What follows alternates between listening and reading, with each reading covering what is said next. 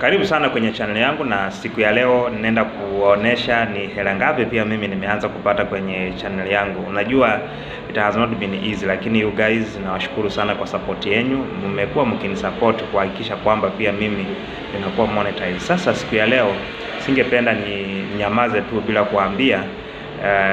Nataka muone ni hela ngapi nimeingiza kwa wakati wa wiki moja.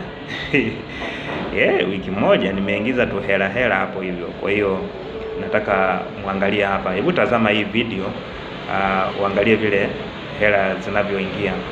Sasa hapa nitakuja hapa hivyo kwa mwanzo. Unaona hizi ndio video zangu zenye nimepublish. Ni video nyingi tu niko nazo. Kwa hiyo nitakuja hapa kwa hiyo icon vile unaiona hapa. Hiyo icon nitaklik hapo, alafu nitaklik kwa hiyo YouTube studio,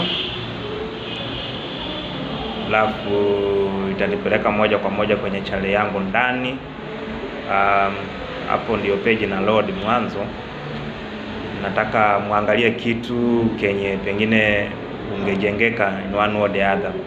Sasa hapa hivi tuko kwenye channel yangu ndani. As you can see, unaona vile iko. So kuna kitu nataka nionyesha hapo kuhusu pesa zangu zote. So hapo unakuja hapa kwa analytics, una click kwa hiyo analytics, alafu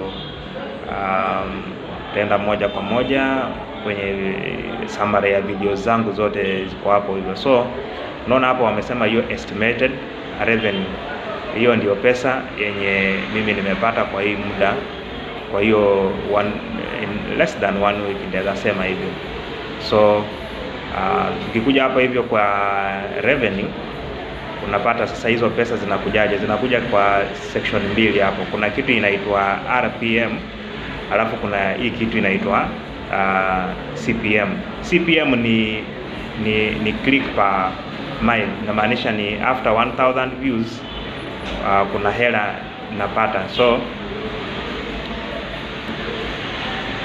alafu kuna hii RPM.